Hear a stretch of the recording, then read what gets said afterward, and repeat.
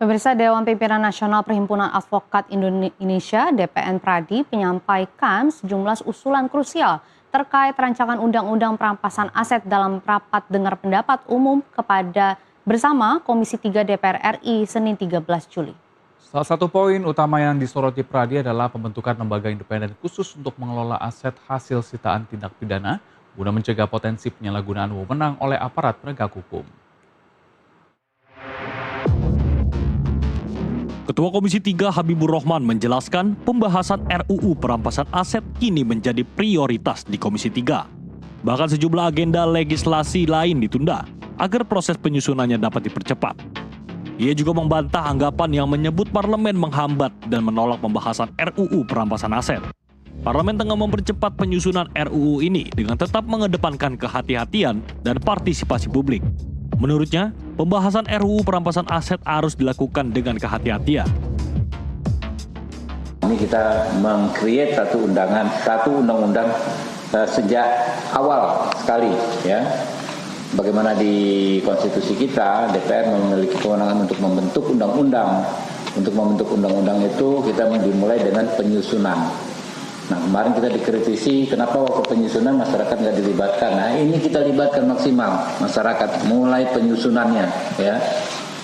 Kita minta masukan dari masyarakat, ya, dan banyak. Pradi mengusulkan agar pembahasan undang-undang ini tidak menabrak ketentuan pasal 28H ayat 4 UUD 1945 yang melindungi hak milik pribadi warga negara dari pengambilan sewenang-wenang tanpa prosedur hukum yang sah. Tak kalah penting, Pradi juga mengusulkan adanya mekanisme hukum yang jelas bagi pemilik aset atau pihak ketiga yang beritikat baik untuk mengajukan keberatan. Melalui mekanisme ini, warga negara diberikan ruang sah untuk membuktikan bahwa harta mereka bersih dan diperoleh dengan cara yang benar. Kalau ternyata yang bersangkutan merasa bahwa harta kekayaan diperoleh itu bukan dari hasil kejahatan, maka ada mekanismenya, yaitu adalah mengajukan keberatan. Mengajukan keberatan dengan membuktikan bahwa harta yang dimiliki itu adalah betul-betul memang sah miliknya dia, yang diperoleh dengan cara yang benar, bukan dari hasil kejahatan. Dan di dalam rancangan undang-undang perampasan aset itu juga diatur dalam beberapa pasal bahwa sejak misalkan nanti aparat penegak hukum yang ditunjuk untuk melakukan penelusuran terhadap harta kekayaan diduga dari hasil kejahatan itu,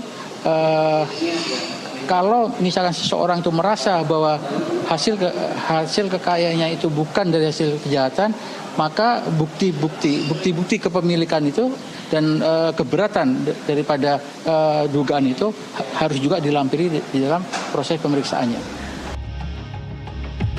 Poin usulan lain yang menjadi sorotan utama Pradi adalah tata kelola aset. Pradi mendesak agar seluruh harta kekayaan hasil kejahatan yang telah disita nantinya dikelola oleh sebuah lembaga atau badan independen baru, bukan oleh instansi penegak hukum seperti kejaksaan maupun kepolisian. Karena selama ini kan perampasan aset itu sudah dirampas, kita nggak tahu lagi kemana. Nah, berharap ada lembaga baru, ya, yang mengurus terhadap aset-aset yang dirampas tadi oleh negara. Komisi 3 DPR RI diharapkan menyerap usulan-usulan ini demi melahirkan regulasi yang berintegritas tinggi dan menjamin kepastian hukum.